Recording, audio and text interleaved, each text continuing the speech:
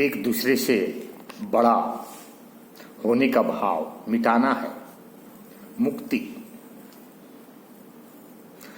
हम ईश्वर की उपासना करने का प्रयास करते हैं, लेकिन हमारी देह बीच में आ जाती है। प्रकृति उसके और हमारे बीच में पड़कर हमारी दृष्टि को अंधा कर देती है। लज्जा, मलिनता, दृष्टि को दुख, पाप ताप के भीतर भी हमें उसमें प्रेम करने की शिक्षा लेनी होगी। सारा संसार धर्म और ईश्वर का प्रचार चिरकाल से करता आ रहा।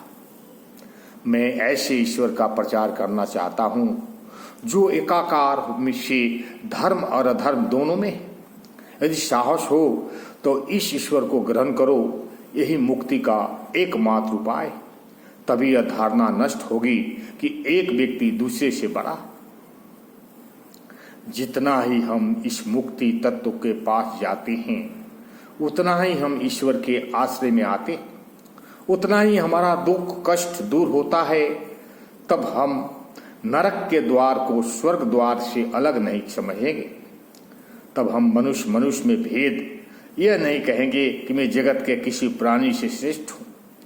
जब तक हमारी ऐसी अवस्था नहीं होती कि हम संसार में उस प्रभु के सिवाय और किसी को न देखें, तब तक हम दुख कष्ट से घिरे ही रहेंगे।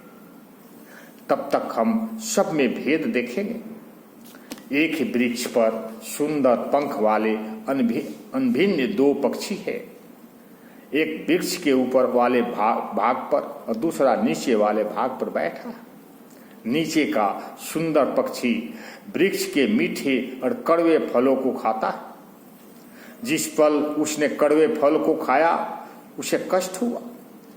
उसी क्षण के बाद ही एक और फल खाया और वह भी कड़वा लगा। तब उसने ऊपर की ओर देखा। ऊपर उसको दूसरी पक्षी दिखाई दिया। वो मीठे या कड़वे किसी भी फल को नहीं खाता। वो अपनी महिमा में मग्न हो स्थिर और धीर भाव से बैठा। धीरे धीरे वह उस ऊपर वाले पक्षी की ओर बढ़ा।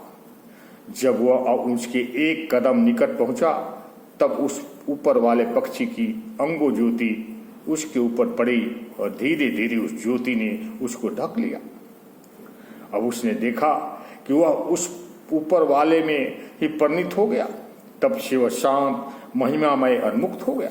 उसे ज्ञात हुआ कि वास्तव में वृक्ष पर दो पक्षी कभी थे ही नहीं, केवल एक ही पक्षी था।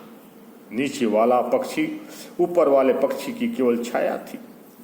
इसी प्रकार हम ईश्वर से अभिन्न हैं, लेकिन जिस प्रकार एक सूरज लाखों ओस की बूंदों पर प्रतिबिंबित होकर छोटे छोटे लाखों सूरज सा प्रतीक होता है, उसी प्रकार ईश्वर भी बहु जीवात्मत्व से प्रतिभाषित होते हैं। यदि हम अपने प्रकृति ब्रह्म स्वरूप के साथ अभिन्न होना चाहे तो प्रतिबिंब को दूर करना आवश्यक।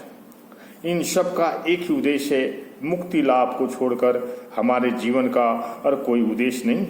जाने अनजाने हम सब मूर्ख पूर्णता पाने की कोशिश करते हैं और प्रत्येक व्यक्ति उसे एक न एक दिन अवश्य पाएगा।